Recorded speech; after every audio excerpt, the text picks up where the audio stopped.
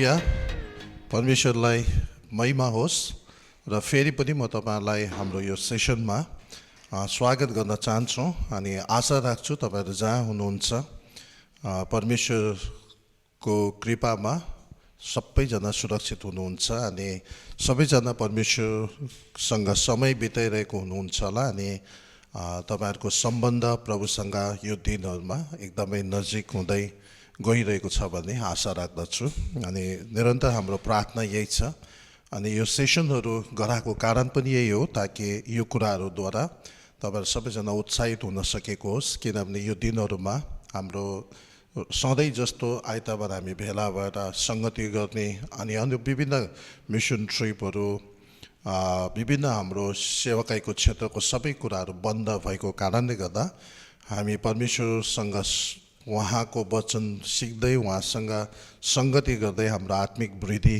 हुन सकोस् भन्ने इच्छाले हामी यो कुराहरु अगाडि बढाइरहेका छौं र यो आजको दिन म फेरि तपाईलाई परमेश्वरको सेवाकै गर्नु पर्दा प्रभुको पाइलालाई पछाउँदै परमेश्वरको योजनालाई अगाडि हाम्रो जीवनमा लिएर हिँड्नु पर्दा कसरी हामी स्टेप बाइ स्टेप परमेश्वरको आवाजलाई सुनेर आफ्नो जीवनलाई परमेश्वरको वचन अनि उहाँको वचनमा बताएको सिद्धान्त अनुसार आफूलाई बदल्दै कसरी प्रभुको हातबाट प्रयोग हुने लायकको हुनुपर्ने कुराहरु हामी हेर्न गइरहेका छौं र हामी छोटो प्रार्थना सहित हामी यो कुरा अगाडि बढाउँछौं यो भन्दा अगाडिको सेसनमा मैले एलिया र एलाइशाको जीवनबाट चारवटा त्यो स्टेप्सहरु हामीले हेरेका थियौं र आज हाम्रो पर्सनली कतिवटा कुराहरु हामी यहाँ हेर्ने छौं आउनुहोस् हामी छोटो प्रार्थनाको साथ यो सेसनलाई अगाडि बढाउने छौं दयालु परमेश्वर बुवा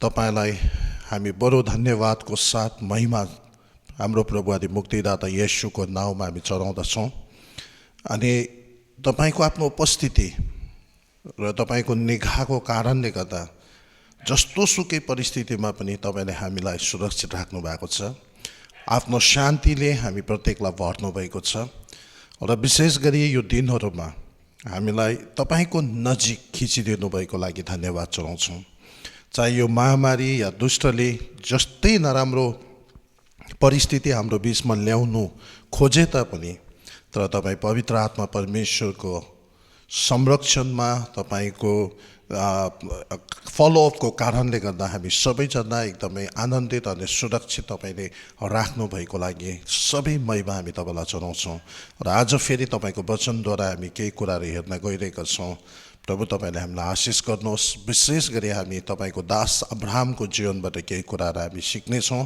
प्रभुले हामी प्रत्येक जतिजना सुन्दै छ हामी यो कुराहरु हामी प्रत्येकलाई सुन्ने सुनाउने सबैलाई आशीष गरिदिनुहोस् धन्यवाद चढाउँछौं सबै महिमा तपाईलाई दिँदै यो सबै समय तपाईको हातमा राख्दै प्रार्थनालाई आशीष माग्छौं येशू प्रभुको नाममा आमेन हुन्छ हामी यो कुराहरु हामी हेर्छौं विशेष गरी प्रभुको सेवाकाई गर्नुभन्दा अगाडि हामी सबैजना एकदमै आफूलाई तयार गर्नुपर्ने अनि सेवकाईको निम्त एकदमै आफूलाई अनुशासन गरेर वचनको आधारमा आफ्नो आत्मिक वृद्धि इभन आफ्नो दैनिक जीवनको हाम्रो सबै आदत बानी बेहोरा सोच विचारहरु सबै कुरालाई परिवर्तन गर्नुपर्ने नितान्त आवश्यक छ र अब्राहमद्वारा परमेश्वरले एउटा जाति खडा गर्नुभयो अब्राहमलाई परमेश्वरले अद्भुत तरिकाले चलाउनु भयो र त्यो भन्दा अगाडि उहाँलाई किन चलायो उहाँभित्र यस्तो के कुराहरु थियो र साथसाथै अहिले हामी परमेश्वरको सेवा गर्ने व्यक्तिहरु प्रभुको सेवाकै गर्नु पर्दाखेरि कसरी आफूलाई तयार गर्नुपर्ने कुराहरु हामी केही कुराहरु हेर्ने छौं र विशेष गरी हामीलाई थाहा छ बाइबल पुरानो नियम या पुरानो करार अनि नयाँ करार भनेर दुई भागमा छ अनि यो जुन करार भन्ने जुन शब्द छ टेस्टामेन्ट या कभनेन्ट भन्छ यो चाहिँ एक हिसाबले हेर्यो भने यो एग्रीमेन्ट भनेको जस्तो हो अनि एग्रीमेन्ट चाहिँ जहिले पनि दुईटा पार्टीको बीचमा हुन्छ दुईटा ग्रुप हुनु पर्यो अनि यो दुईटा ग्रुप चाहिँ को हो भन्दाखेरि चाहिँ एउटा परमेश्वर हुनुहुन्छ अर्को चाहिँ हामी हो जति इन्डिभिजुअल हामी व्यक्तिहरु र हामीले कहिले पनि यस्तो सोच्नु मिल्दैन अनि यसरी भन्नु पनि मिल्दैन कि मैले सबै कुरा परमेश्वरको हातमा छोडिदिएको छु। किन भन्दाखेरि परमेश्वर आफ्नो क्षेत्रबाट उहाँले गर्नुपर्ने सबै कुराहरू उहाँ बडो जवाबदेही, जिम्मेवार, समर्पित, विश्वासयोग्यताको साथ उहाँले पुरा गर्नुहुन्छ र हामी चाहिँ हाम्रो आफ्नो जुन जिम्मेवार छ, हाम्रो जुन क्षेत्र छ त्यसमा हामी आफैलाई पनि परमेश्वरले जुन प्रकाश गरेर दिनुभएको वचन साथसाथै पवित्र आत्मा परमेश्वर जो हाम्रो जीवनलाई फलोअप गर्नका लागि, सिकाउनु, गाइड गर्नको लागि आउनुभएको छ, त्यो मुताबिक आफ्नो जीवनलाई त्यो ढाँचामा हालेर तयार हुनुपर्ने एकदमै आवश्यक छ। जसरी तयारी गरेको छ त्यस्तै तरिकाको फल हाम्रो जीवनबाट आउन सक्छ। यदि हामी लाखौँ अनि करोडौँ मानिसहरूलाई प्रभुमा दोहोऱ्याउन चाहन्छ अनि तिनीहरूको बिचमा हामी आशिष बन्न चाहन्छौँ भने हाम्रो तयारी पनि त्यस्तै तरिकाले एकदमै गम्भीर तरिकाले, एकदमै अनुशासित तरिकाले अनि अर्को त परमेश्वरकै आफ्नो सिद्धान्त, उहाँको अगुवाईमा, उहाँकै तरिकाले हामी आफूलाई तयार गरेको हुनु पर्यो। ख्रीष्ट येशू प्रभुको करिबन 30 वर्षको उहाँको एउटा तयारीपछि उहाँले 30 वर्षको उमेरमा मात्र आफ्नो सेवाकै सुरु गर्नुभएको छ। उहाँले चाहनु भएको भए उहाँ 100% मानिस त थियो, साथसाथै उहाँ परमेश्वर पनि हुनुहुन्थ्यो 100% र उहाँले चाहनुभएको भए 20 वर्षमा 25 वर्षमा सेवाकै निश्चय सुरु गर्न सक्नुहुन्थ्यो, तर उहाँले 30 वर्षमा। अनि अर्को कुरा त इजरायली या यहुदी जातिहरूको प्रधान पुजारी चाहिँ 30 वर्षको उमेर हुनु परेको कारणले गर्दा पनि उहाँ हाम्रो प्रधान पुजारी, महायाजक, जसलाई मल्किसेदेकको त्यसो अर्डरबाट बोलाएको छ, स्थापित गर्नुभएको छ, उहाँले 30 वर्षको उमेरमा आफ्नो सेवाकै सुरु गर्नुभयो। तर त्योभन्दा अगाडि उहाँको धेरै तयारीहरू छ, किनभने लुका 2:52 भनेको छ, ख्रीष्ट येशू प्रभु ज्ञान, बुद्धि, कदमा अनि परमेश्वर अनि मानिसको निगाहमा बढ्नुभयो। अनि कहिले पनि हाम्रो लाइफमा एकदमै सर्टकट अनि जादु जस्तो एकदमै कुनै कुरा सट्टै इन्स्टेन्टली हुँदैन, किनभने हामी पापमै स्वभावमा जन्मेको कारणले गर्दा हाम्रो तयारी एकदमै भित्री रूपमा हुनुपर्ने भएको कारणले गर्दा वचनद्वारा हाम्रो सबै मन, सोच, विचारहरू रिन्यू अनि या नवीकरण हुनु परेको कारणले गर्दा हाम्रो तर्फबाट पनि धेरै मेहनतको साथ, अनुशासनको साथ आफूलाई तयार गर्नुपर्छ। अनि त्यसले गर्दाखेरि यो कुराहरू एकदमै नितान्त आवश्यक छ। सबै कुरा प्रभुलाई छोडे भनेर हामी मिल्दैन। प्रभुको आफ्नो कतिवटा क्षेत्र छ हामी प्रभुलाई छोड्छौँ, जुन चाहिँ परमेश्वरबाट हुनुपर्ने छ, तर हाम्रो तर्फबाट हुनुपर्ने हामीले गर्नुपर्ने छ। अनि जब चेलापन, त्यसको मतलब हामी चेला हुनु पर्यो, वचनको चेला, प्रभुको चेला, परमेश्वरको वचनको आधारमा आफ्नो जीवनलाई एउटा चेलाको रूपमा सिक्दै अनि सिकाउँदै अगाडि बढ्नु पर्यो। यदि त्यसो हो भने अब चेलापनको पनि दुईवटा क्षेत्र छ। एउटा जेनरली हामी डिसाइपलसिप हुन्छ भने अर्को पर्सनल डिसाइपलसिप पनि हुनु पर्यो। अनि व्यक्तिगत हामी आफ्नो लाइफमा पनि कतिवटा कुराहरू चेलापन, अनि धेरै कुरा यस्तो हुँदैन कि मलाई जसले चेला बनाउँदैछ सबै कुरा उहाँको भरमा, मेरो सक्सेस, मेरो सफलता, सेवाकाईको फल मलाई चेला बनाउने मान्छेमाथि भर पर्छ भनेर मात्र होइन। पर्सनल्ली जब एउटा मलाई अगुवाई गर्ने मेरो अगुवाले मलाई चेलापनमा दोहोऱ्याउँदैछ भने मैले पनि त्यसमा कस्तो रेस्पोन्स दिँदैछ त, त्यसमा मेरो रेस्पोन्स कति छ, सेक्रिफाइस कति छ, मेरो डिसिप्लिन कति छ, म कसरी त्यो कुरालाई गम्भीर रूपमा लिँदैछु है, तब मात्र त्यो कुराहरू सफल हुन्छ। अनि त्यहाँ दुईजनाकै, इभन यहाँनिर संसारमा हुँदा पनि एउटा मलाई चेला बनाउने जुन अगुवा छ र जो चेला हुने व्यक्ति छ, यो दुईजनाको बिचको तालमेल, उनीहरूको बिचको एकअर्काप्रतिको कम्युनिकेसन, उनीहरू बिचको समर्पण, कमिटमेन्टमा परमेश्वरले आशिष गर्नुहुन्छ। अनि त्यहाँदेखि चाहिँ त्यहाँनिर धेरै फल फल्छ। र म यही कुराहरू आज एउटा परमेश्वरको दास, हामी प्रभुको छोराछोरी भएको कारणले गर्दा, अनि विशेष मैले यो कुराहरू किन यसरी गर्दैछु भन्दा कतिपय हामीलाई सोच्ला अब यो अन्तको दिन आइसक्यो अनि यो चेलापनको कुराहरू किन गरिरहनु पर्छ भन्ने हामीलाई कतिलाई त्यस्तो खालको त्यो हुन्छ होला। तर हाम्रो भित्रको उद्देश्य चाहिँ के हुनु पर्यो भन्दा हाम्रो सोच चाहिँ हो हामी अन्तको दिनको एकदम अन्तिम घडीहरूमा भनौँ, लास्ट आवरमा छौँ।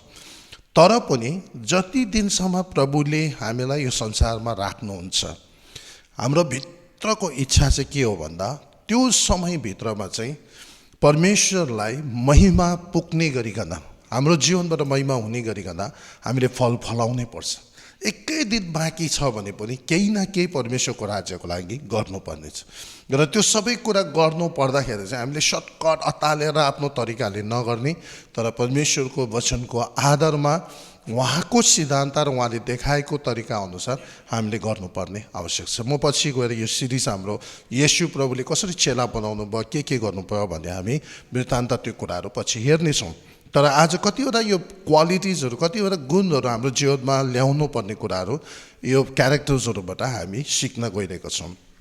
र सबैभन्दा पहिला म तपाईँलाई यो भन्न चाहन्छु, यो आजको लेसनमा अब्राहमको लेसनमा जानुभन्दा अगाडि यो हामी हेर्न चाहन्छौँ कि जब हामी सेवाकाईको कुरा गर्छौँ, हामी सेवाको कुरा गर्छौँ, सेवा चाहिँ वास्तवमा हामी मान्छेबाट सुरु भएको होइन। अनि इभन हामीले मैले यो सेवाकाई सुरु गरेँ, त्यो सेवाकाई सुरु गरेँ भन्ने हामी सोच्छौँ, अनि कतिजनाले दुःख, अनि धेरै प्रार्थना, धेरै सेक्रिफाइसद्वारा निश्चय पनि त्यो कुराहरू सुरु भएको छ। तर पनि सुरुवात चाहिँ पहिला सुरुवात चाहिँ परमेश्वरबाटै भएको सेवा।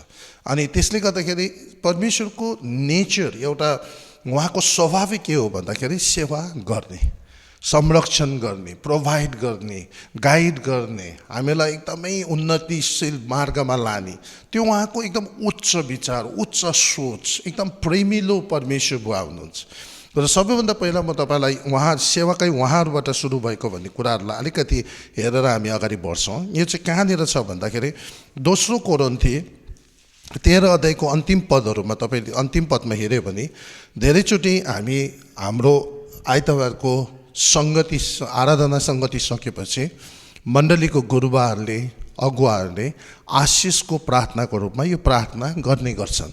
अनि त्यो नराम्रो होइन, त्यो राम्रो हो। हामीले आफूभन्दा ठुलो बडा अनि व्यक्तिहरूबाट आशिष लिनुपर्छ। तर यहाँनिर अब त्यो पदलाई चाहिँ यहाँनिर हेऱ्यो भने अर्को हिसाबले हेऱ्यो भने यस्तो छ, प्रभु यहाँ लेखेको छ, प्रभु येशू ख्रीष्टको अनुग्रह, परमेश्वरको प्रेम र पवित्र आत्माको सङ्गति तिमीहरू सबैसँग रहन्। अब यो जुन यो कुराहरू यहाँ छ, यहाँनिर हामीले मेन कुरा त के देख्छ भन्दा त्रिएक परमेश्वर देख्छौँ हामी। र म जहिले पनि हामीले धेरैचोटि म यो क्लासेसमा भन्ने गर्छौँ, त्रिएक परमेश्वर जसमा हामी विश्वास गर्छौँ, उहाँहरू तीनजना अलग अलग व्यक्तिहरू हुन्। पिता परमेश्वर अलग, पुत्र परमेश्वर अलग, पवित्र आत्मा परमेश्वर अलग हुनुहुन्छ। र यो तीनैजना बराबर हुन्, कोही ठुलो कोही सानो छैन।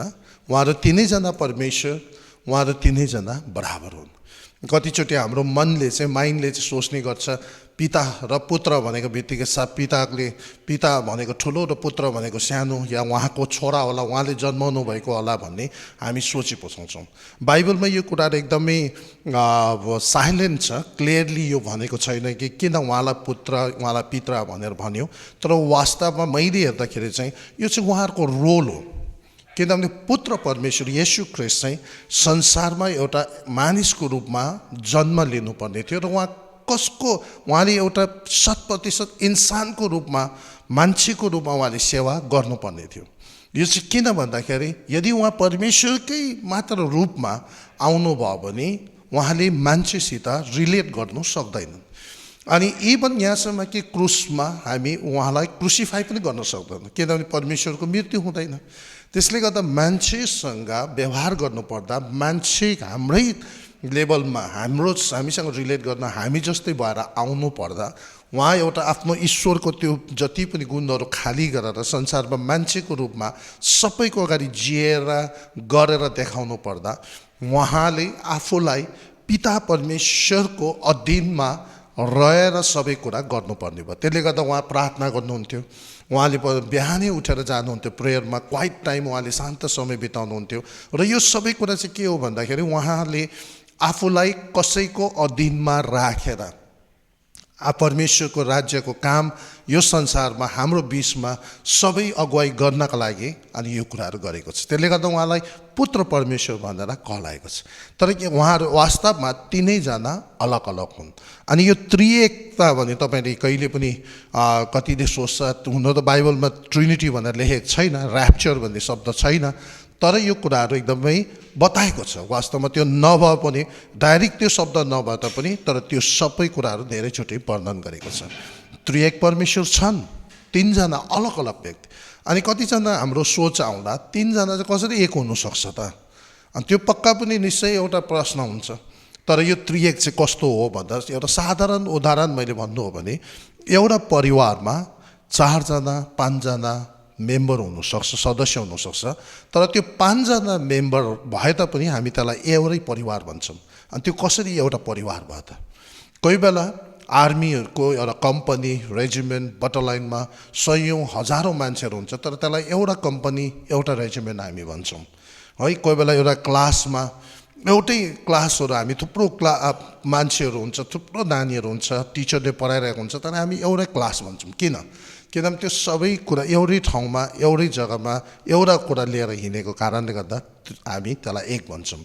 अनि यहाँनिर 3 जना परमेश्वर उहाँहरू किन एक छन् भन्दा उहाँहरूको दर्शन एउटा छ, उहाँहरूको मिसन एउटा छ, उहाँहरूको सपना एउटै छ। पिताको पनि हामीप्रति, पुत्रको पनि, पवित्र आत्मा परमेश्वरको, तीनैजनाको उत्तिकै बराबर हामीलाई बचाउने, हामीलाई उद्धार गर्ने, हामीलाई फेरि कहिले पनि पापदेखि अलग गरेर सिद्ध बिना पाप रहित आफ्नो महिमामा उहाँले हामीलाई बनाउनु चाहनुभएको। तर यहाँनिर के छ भने तीनैजनाको आफ्नो आफ्नो क्षेत्रहरू छन्।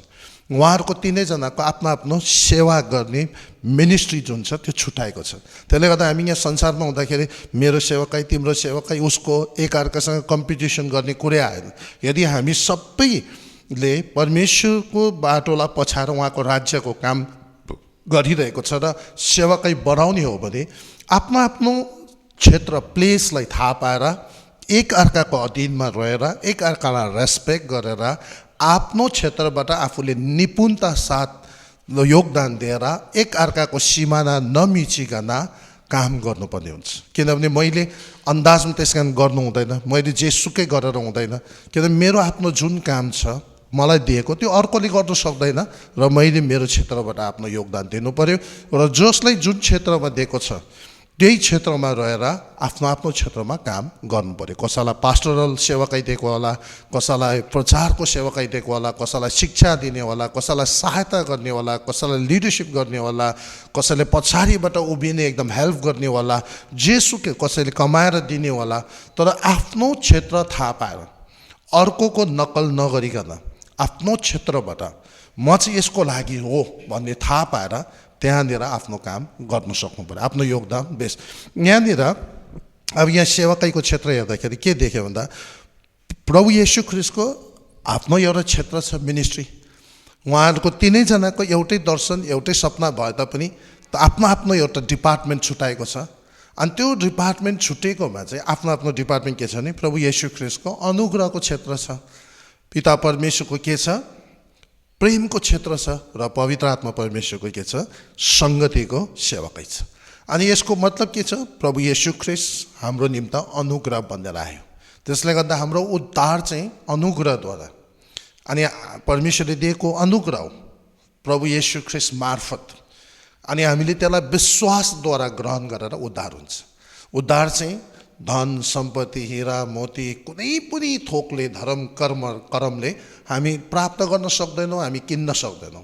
अनि यो चाहिँ परमेश्वरको अनुग्रह हो।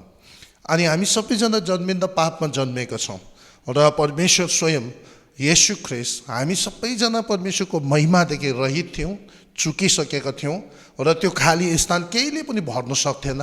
त्यसलाई राम्रो कर्मले पनि हुन्थेन। प्रथम त हामीबाट राम्रो कर्मै निक्लिँदैन थियो, पापमै स्वभावमा जन्मेकोले गर्दा।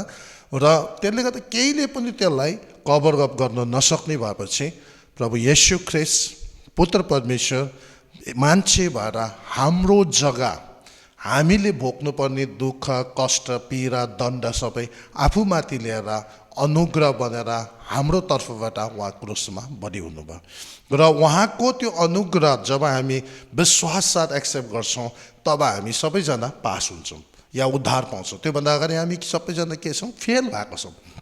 त्यो उहाँको डिपार्टमेन्ट, उहाँले गर्नुपर्ने उहाँको काम के छ? यो संसारमा आएर कसरी सेवाकाई गर्नुपर्ने, चेला कसरी बनाउनु पर्ने, परमेश्वर पिताको इच्छा के हो, पवित्र आत्मा आएर के गर्नुहुन्छ र उहाँले कसरी चेला बनाएर अन्तिममा क्रुसमा बलि भएर त्यो सबै एउटा अनुग्रह जुन हामी डिजर्भ गर्दैनौँ, हामी त्यो पाउने योग्यको छैनौँ, तर पनि उहाँ आएर त्यो सबै कुरा गरेर देखाएर अनि उहाँ हाम्रो अनुग्रह बन्नुभयो। त्यो उहाँको क्षेत्र भयो। अब पिताको क्षेत्र के छ भन्दाखेरि प्रेम गरिरहनु पर्ने। अनि यो प्रेम एकदमै गाह्रो छ। यो खालको मिनिस्ट्री यति साह्रो गाह्रो छ। हामी कतिचोटि हामी अगुवा म आफै पनि कोही बेला म यो कुराहरू देख्छु, कामलाई बढी माया महत्त्व दिने, काममा धेरै खुसी हुने मान्छे, जो काम गर्ने मान्छेलाई चाहिँ त्यसरी माया गरिरहेको हुँदैन कतिचोटि। तर परमेश्वर चाहिँ के चाहना गर्नुहुन्छ भन्दा कामभन्दा पनि बेसी त्यो व्यक्ति जो छ त्यसलाई चाहिँ हामीले के गरौँ? प्रेम गरौँ। आज संसारमा हेऱ्यो भने अरूलाई त म कुरै छोडिदिउँ, म आफैलाई जन्मेदेखि ठुलो हुन्जेलसम्म मैले जो कुराहरू सोचेर हिँड्थेँ, जे कुराहरू मैले गरेँ, जे कुराहरू हेरेँ, जहाँ जहाँ गएँ, त्यो सबै कुरा हिसाब राख्नु हो भने चाहिँ म चाहिँ प्रेम गर्नु लायकको व्यक्ति नै होइन र म त्यो प्रेम पाउने लायकको छँदै छैन। म भित्र घमण्ड, आरिस, डाहा, नाना किसिमको नराम्रो पाप, अभिलाषा सबै लिएर डुलिरहेको हुन्छ। अनि म प्रेम पाउने लायकको छैन। तर यदि आज म यहाँनिर प्रभुमा र केही मात्रामा अलिकति मात्रामा सेवाकाई गर्ने मौका पाएको छ भने यो उहाँको त्यो प्रेमको सेवाकाईको कारणले गर्दा। र संसारमा बिहान बेलुका घाम झुल्किन्छ र अस्ताउँछ भने, वसन्त ऋतुदेखि अर्को ऋतु हुँदै हुँदै चारवटा सिजन्सहरू हामीले पाउँछ भने, विभिन्न किसिमको फलफुलहरू हामीले सेवन गर्न पाएका छौँ, इन्जोय गर्न पाएका छौँ, स्वास्थ्य पाएका छौँ। चाहे इन्स्पायर अफ हाम्रो नराम्रो बानी बेहोरा हामी उहाँसँग न समय बिताउँछौँ, न प्रार्थना गर्छौँ, न उहाँको मिसनमा कन्ट्रिब्युट गर्छौँ, तर पनि हामीमा पिताको त्यो अनकन्डिसनल प्रेम भएकोले गर्दा आजसम्म संसार बाँचिरहेको छ। र उहाँको क्षेत्र यो चाहिँ सबैभन्दा गाह्रो। कतिचोटि हामीलाई विरोध गर्ने, हाम्रो विरुद्धमा जहिले पनि कुरा गर्ने, हामीलाई मन नपर्ने, हामीलाई क्रिटिसाइज गर्ने मान्छेहरूलाई हामी प्रेम गर्न सक्दैनौँ। जहाँसम्म हामी त्यस्तोसँग कोही बेला बातचित पनि गर्दैनौँ। तर परमेश्वर पिताको चाहिँ त्यो मिनिस्ट्री हो जो प्रेम गर्नु लायकको छैन त्यसलाई कन्टिन्युली प्रेम गरिरहनु, जसले गर्दा हामी बाँच्छ। आज सेवाकाई वास्तवमा पक्का भनौँ भने मान्छेहरू प्रभुको राज्यमा आउनु, बाँच्नु चाहिँ अनकन्डिसनल प्रेम जब हामी देखाउँछौँ प्रभुको अनुग्रहमा, पवित्र आत्माको सहायतामा, तब मान्छेहरूको हृदय छुन्छ, फुट्छ अनि परमेश्वरलाई विश्वास गर्दछ।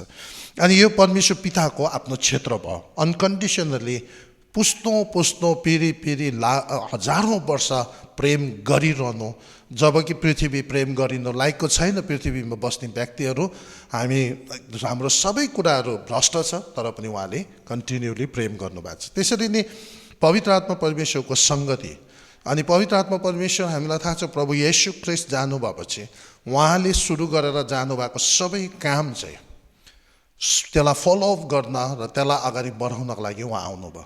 त्यस कारणले गर्दा उहाँ मानिसको रूपमा पनि आउनु भएन। यदि उहाँ मान्छेको रूपमा आउनुभएको भए उहाँ सीमित भइहाल्थ्यो, उहाँ लिमिटेड भइहाल्थ्यो, एउटा ठाउँमा मात्र हुनसक्थ्यो। तर उहाँ परमेश्वरकै स्वरूपमा आएको कारणले गर्दा अम्निप्रेजेन्ट, उहाँ चारैतिर लाखौँ मान्छेले पुकार्दा पनि उहाँ आफ्नो सामर्थ्यमा सबैतिर उहाँ पुग्नुहुन्छ। र एउटा कुरा सङ्गति फलोअप गर्न है, कतिचोटि हामी आफैले सोच्नुहोस्, हामी एउटा मान्छेलाई केही कुरा गर्दाखेरि 1 ताल 2 ताल 3 ताल 4 तालसम्म फलोअप गर्छ, अनि त्यहाँदेखि काम देखेन, अनि त्यसको कुनै उन्नति देखेन, छोडिदिन्छौँ हामी थाक्छौँ। तर परमेश्वर पवित्र आत्मालाई महिमा होस्, धन्यवाद, कहिले पनि छोड्नु भएको छैन। जहिले हाम्रो पछि इभन यहाँसम्म कि हामी पापमा फस्नुभन्दा अगाडि उहाँले हामीलाई निरन्तर सम्झाउनुहुन्छ, यो नगर, अनि हामी टेर्दैनौँ, अनि उहाँको अगाडि नै हामी गरिपठाउँछौँ। उहाँ रुनुहुन्छ हाम्रो छेउमा बसेर, तर फेरि एकछिनपछि उहाँ फेरि हामीलाई बल दिन, तागत दिन आउनुहुन्छ। उहाँले सम्झाउनुहुन्छ, हेर नानी, अब त्यो कुराहरूबाट पश्चाताप गरा, फेरि फर्का भनेर। अनि पश्चाताप गर्ने अवस्था पनि उहाँले ल्याइदिनुहुन्छ। हाम्रो हृदयमा पश्चातापी हृदय पनि ल्याएर फेरि हाम्रो सम्बन्ध प्रभुसँग असल बनाउनुहुन्छ। र पवित्र आत्मा परमेश्वरको यो एकदमै ठुलो फलोअप हो। हाम्रो चाहिँ कस्तो छ भन्दा कतिचोटि नानी जन्माएर यसरी बायोलोजिकली कोही बेला बिहा गर्यो, नानी जन्म्यो, अनि हाम्रो सोच के हुन्छ भने यसो लुगा लाउनु दिनु, राम्रो अब उसको लागि सबै व्यवस्था मिलाइदिनु, स्कुल पढाइदिनु, त्यहाँदेखि उता हामी कतिचोटि सोचेको हुँदैनौँ। इभन हामीले चर्चमा पनि या प्रभुको जनहरूले पनि नयाँ आत्मा प्रभुमा ल्याइसकेपछि अब त भयो, जित्यो भनेर जन्माएर हामीले छोडिदिइरहेको हुन्छौँ। अनि वास्तवमा परमेश्वरले त्यसरी गर्नुभएको छैन। उहाँले हामीलाई जन्मेदेखि यहाँसम्म जन्मिनुभन्दा अगाडि आमाको गर्भमा त्योभन्दा अगाडिदेखि नै हाम्रो डायग्रामदेखि लिएर अन्तिमसम्म, अन्तिम साससम्म अब मृत्युको छाया भएर जाँदा पनि उहाँ हामीलाई फलोअप गरेर साथमा लानुहुन्छ। किनकि उहाँको उद्देश्य, उहाँको सपना के छ भने हामीलाई नयाँ पृथ्वीमा ल्याउने, जुन पृथ्वी चाहिँ स्वर्ग जस्तै हुन्छ, जहाँनिर कुनै नराम्रो कुराहरू छैन, त्यस्तो कुरामा उहाँले हामीलाई ल्याउनु चाहनु। र त्यसले गर्दा प्रिय हो, आज हामीले के देख्यौँ भन्दा सेवाकै चाहिँ हामीबाट सुरु भएको होइन, यो चाहिँ वास्तवमा परमेश्वरको नेचर हो, परमेश्वरबाट सुरु भएको हो। उहाँहरू त्रिएक परमेश्वरले पहिला हामीलाई सेवा पुर्याउनु भएको छ। त्यसले गर्दा पुत्र परमेश्वर जब यो संसारमा आउनुहुँदा उहाँले भन्नुभयो मानिसको पुत्र सेवा लिनका लागि होइन, सेवा दिनका लागि आउनुभएको। र हामीले कहिले पनि यो नसोचौँ हामी सेवाकै कोही सेवा गर्नेवाला होला, कसैले प्रार्थना गरिरहेको होला, कतिजना हामी धेरै दिनदेखि सेवा गरिरहनु भएको होला, कतिले सेक्रिफिसियली पनि गरेको होला। तर एउटै कुरा याद गर्नु, त्यो चाहिँ परमेश्वरको नेचर, परमेश्वरको स्वभाव र हामीले एउटा के गरेको हो, हाम्रो जीवनबाट झल्काएको हो। अनि यदि हामी अझै यसरी सेक्रिफिसियली आफूलाई तयार गरेर आफूलाई परमेश्वरको वचनको अधीनमा राखेर त्यो सेवकाईको क्षेत्रलाई बुझेर आफ्नो क्षेत्र के हो त, जसरी पुत्रको क्षेत्र अनुग्रह, उहाँले कहिले पनि पिताको क्षेत्रमा हस्तक्षेप गर्नु भएन, पवित्र आत्माको क्षेत्रमा हस्तक्षेप गर्नु भएन। पवित्र आत्मा आउनु भएपछि कहिले पनि म हो, मलाई तिमीहरूले गर भन्नु भएन। उहाँले जहिले पनि प्रभु येशू ख्रिस्टलाई देखाउनु भयो, जहिले पनि प्रभु येशू ख्रिस्टको बढाइ गराउनु भयो। आफ्नो आफ्नो क्षेत्र जहाँनेर आफ्नो आफ्नो क्षेत्रबाट योगदान गरिरहेको छ। हामी कस्तो छ भने एकैचोटि सबैजना सबै एउटै खालको काम गरी निक्लिदिन्छ। हामीलाई थाहा हुँदैन हाम्रो खास लेभल कहाँनिर कुन मेरोबाट चाहिँ के गर्नुपर्ने हो। अब कसैको दिनु छ भने म मात्रै किन दिइरहनु, मैले मात्रै किन दिइरहनु भनेर सोच्नु हुँदैन। तपाईँलाई दिने अभिषेकै तपाईँलाई दिएको छ, कमाउने अभिषेक तपाईँलाई दिएको छ। अनि जब तपाईँले कमाएर धेरै दिनुहुन्छ, तपाईँको अरू मान्छेले दिनु सकिरहेको देख्दैन, त्यति बेला तपाईँ म परीक्षामा पर्नु हुँदैन। किनभने मलाई त्यो क्षेत्र दिएको छ, मैले त्यो कुरा गर्छु। कसैले प्रार्थना गरिरहेको दिनमा 5 घन्टा 6 घन्टा तपाईँ घुँडामा गएर अरूको लागि प्रार्थना गर्ने सक्ने परमेश्वरले तपाईँलाई अभिषेक दिनुभएको होला। अनि त्यति बेला म मात्रै किन प्रार्थना गर्ने, अरू कोही गरिरहेको छैन भन्ने होइन। जेनरली हामी सबैले दिनु पनि पर्छ, प्रार्थना पनि गर्नुपर्छ, तर कोही कोहीलाई विशेष परमेश्वरले वरदान साथ त्यो क्षेत्रमा बोलाएको हुन्छ र उसले चाहिँ जसलाई जुन क्षेत्रमा बोलाएको छ त्यसले त्यो क्षेत्रमा अरूभन्दा राम्रो तरिकाले योगदान अनि अझ धेरै एकदम प्यासनको साथ गर्नु सकिरहेको हुन्छ। त्यति बेला ऊभन्दा म राम्रो होइन, उसको भन्दा मेरो ज्यादा भन्ने कुराहरू होइन। जुनै पनि क्षेत्रमा प्रभुले बोलाएको होस्, आफ्नो आफ्नो क्षेत्रमा हामी सबैले निपुणता साथ परमेश्वरलाई महिमा हुने गरिकन दिनु सक्नुपर्छ। र यो आज त्यस कारणले गर्दा सेवाकै सम्बन्धी हामी तयारी हुनुपर्छ।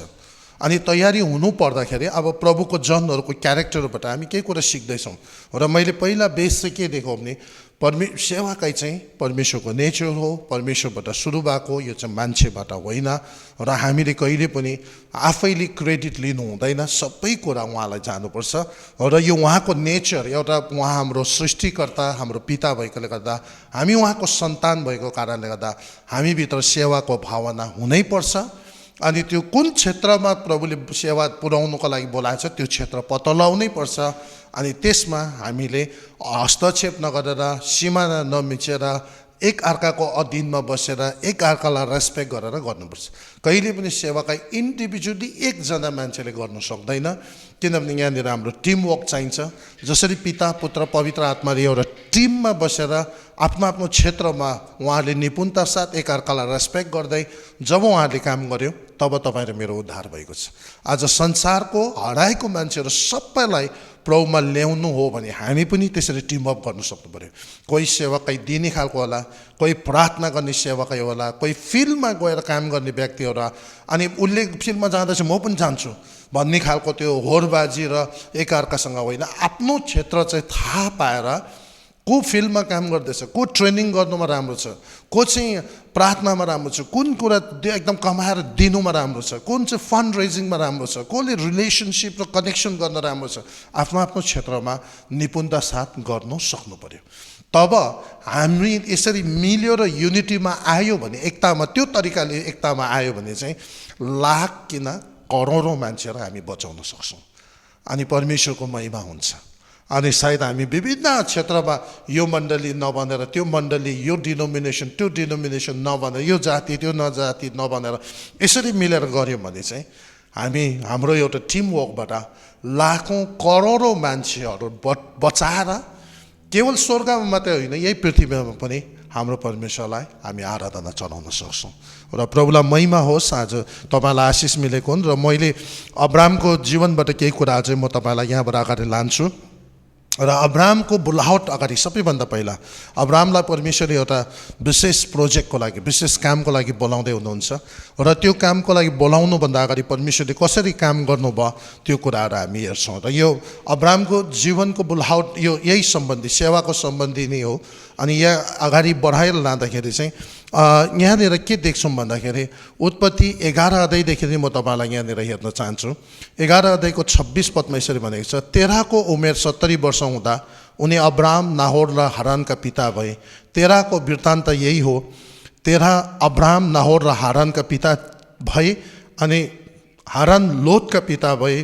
हारान उसका बुबा तेराकै जीवनकालमा आफ्नो जन्मदेश कल्दीहरूको उरमा मरे।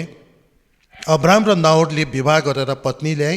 अब्रामकी पत्नीको नाउँ सराई र नाहोरकी पत्नीको नाउँ मिल्का थियो।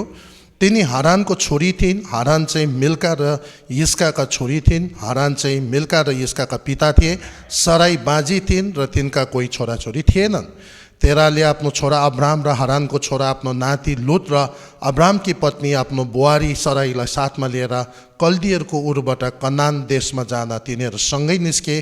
तर तिनीहरू हारानमा पुगेपछि त्यहीँ नै बसोबास गरे र तेराको उमेर 205 वर्ष पुगेपछि त्यही हारानमै मरे।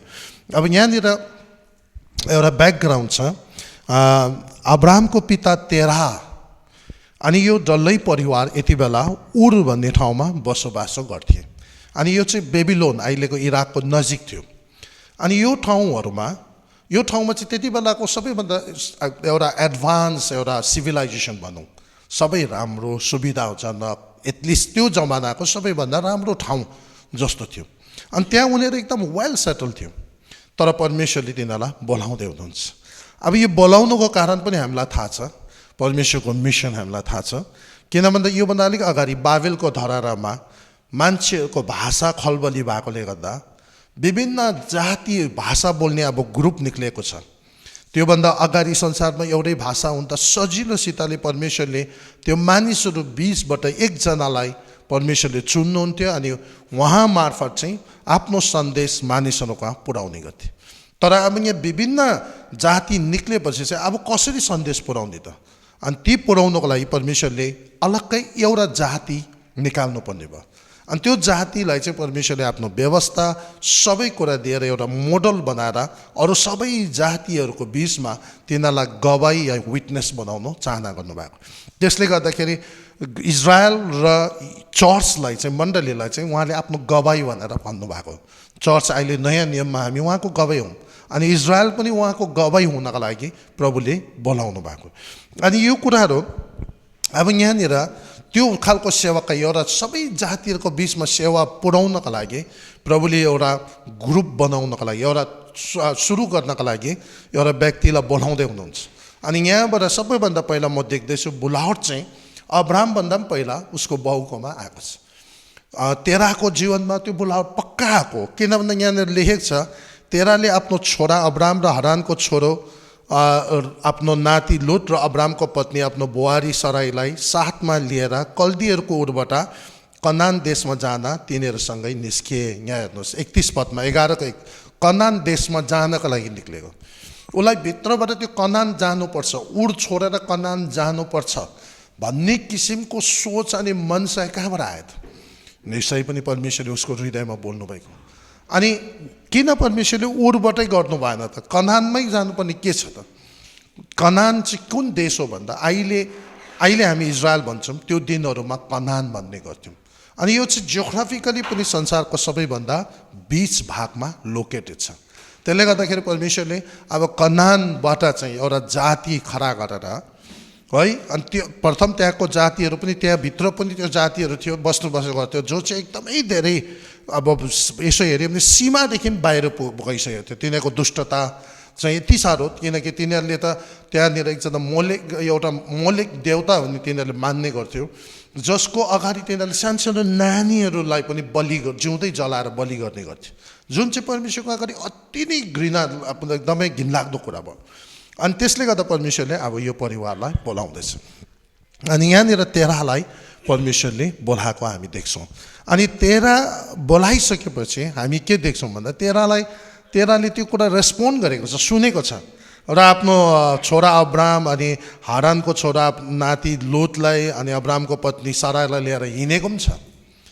तर कहाँसम्म पुग्यो भन्दाखेरि उडदेखि हिँडेर हारान पुग्यो, कनान पुगेको छैन, त्यो बीच बाटो भनौँ।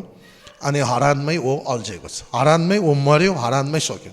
अनि हरान कतिजना हामीले पनि यो कुरालाई यहाँबाट लेसन चाहिँ के हुनुपर्छ भन्दा सुरुमा हामी सबैजना सेवाकाई गर्दाखेरि हामी एकदम उत्साहित गरेर एकदम उत्साह दिएर सेवाकाईको लागि निक्लिन्छ। तर भरै सेवा गर्दै जाँदा अझै हामीले झन् अब आफ्नो कल्चर त छँदैछ, अनि अर्को कल्चरको क्रस कल्चर मिसनहरू गर्न थाल्यो भने हामी संसारमा भएको मान्छेहरूको स्वभाव बानी बेहोरा सोच मिल्दैन। उनीहरूको आफ्नो आफ्नो प्रिन्सिपालिटिजमा त्यो अन्धकारको शक्तिले हुर्काएको छ, उनीहरूको विचार सोचहरू अलग, अनि विभिन्न किसिमको सोच विभिन्न किसिमको मान्छेहरू निक्लिन्छ। कतिले तपाईँलाई धोका दिन्छ, कतिले तपाईँलाई युज गर्छ, कतिले तपाईँलाई खालि फाइदा मात्रै उठाउनु, विभिन्न कतिले तपाईँलाई त्यत्तिकै आरिस गरेर विरोध गर्छ। सबै कुरा गर्दै जाँदा तपाईँ सेवा गर्दै जाँदा कतिचोटि पहिला त एक्साइटेडमा म सबै कुरा गर्छु भन्छ, तर भरै गएर के हुन्छ भन्दा त्यो बीच बाटोमा पुगेर धेरैजना निराश हुन्छ।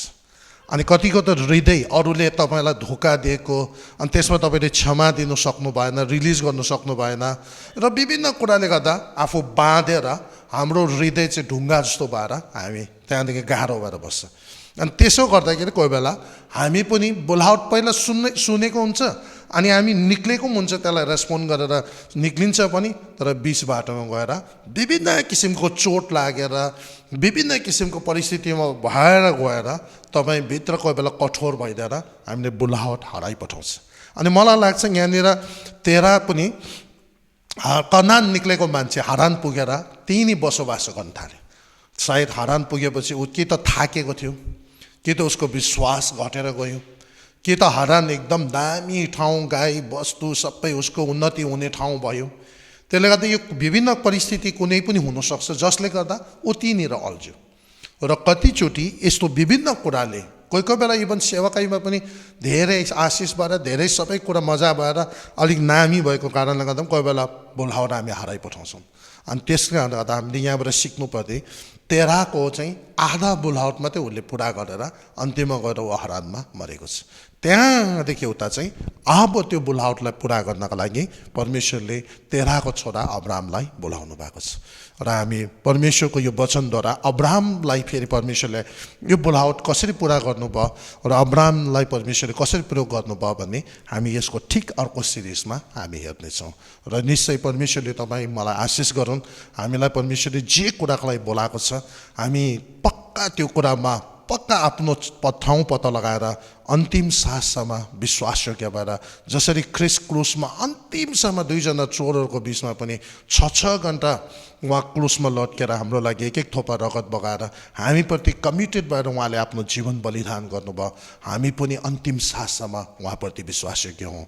अनि खास गरी अहिलेको यो समय महामारीको समयमा एकदमै धेरै लकडाउन भइरहेको छ, घरमा बसिरहेको होला कतिजना, यो बेला चाहिँ एकदमै मूल्याङ्कन गरौँ, हामी प्रभुसँग समय बिताउँ, सोधौँ, आफ्नो समयलाई आफ्नो जीवनलाई राइट ट्र्याकमा हालौँ।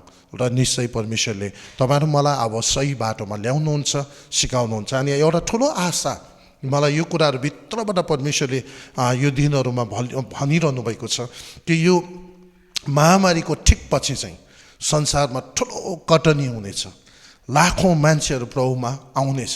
त्यसले गर्दा हामी सबैजना तयार हुनुपर्छ। यति बेला एकदम चार्ज भएर प्रभुसँग स्ट्र्याटेजी मागेर आफूलाई तयार भएर आफ्नो कतिवटा कुराहरू काटछाट गर्नुपर्ने एकदमै सही गर्नुपर्ने कुराहरू सही गराएर अब चाहिँ एक एकवटा कुराहरू हामीले आफ्नो जर्नल बनाऊ। यो 40 दिन लकडाउन होस् जति होस्, अनि अब चाहिँ हामी यसरी काम गर्ने भने अब अगाडि बढ्न सकौँ र परमेश्वरले तपाईँलाई यो सबै विषयहरूबाट आशिष गरौँ र सबैलाई परमेश्वरले आशिष गरौँ। हामी छोटो प्रार्थनाको साथ यो सेसन अन्त्य गर्छौँ। प्रभु, हामी तपाईँलाई धन्यवाद दिन्छौँ।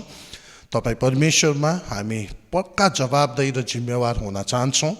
हामी चारैतिर हात नलगाइकन आफ्नो क्षेत्रलाई थाहा पाएर डिस्कभर गरेर त्यसबाट एकअर्कालाई रेस्पेक्ट गर्दै एकअर्काको अधीनमा रहेर बेस्टभन्दा बेस्ट तरिकाले हामी योगदान दिन सकौँ, जसद्वारा प्रभु तपाईँको राज्य यो संसारमा फैलेको हुन्। अनि यो मेसेज सुन्ने सबैजनालाई तपाईँले आशीर्वाद गर्नुहोस्, कसैलाई कन्फ्युज हुन नदिनुहोस्, तर क्लियर पिक्चर आउनमा प्रत्येकलाई सहायता गर्नुहोस्। सबै महिमा तपाईँलाई होस्। अब सम्पूर्ण कुरा तपाईँको हातमा राख्दै फेरि तपाईँको प्रियजनहरू विभिन्न क्षेत्रमा जहाँ जहाँ छ सबैलाई तपाईँको अनुग्रहमा चाहँदै प्रभु येशू तपाईँको रगतको शक्ति उहाँहरूको जीवनमा पुकार गर्दै प्रभुलाई सबै कुराको लागि धन्यवाद दिँदै अब सबै महिमा तपाईँलाई दिँदै प्रार्थनालाई आशिष माग्छौँ येशू प्रभुको नाउँमा। परमेश्वरलाई महिमा होस्, सबैलाई आशिष हुन्, सबैलाई जय मसीह।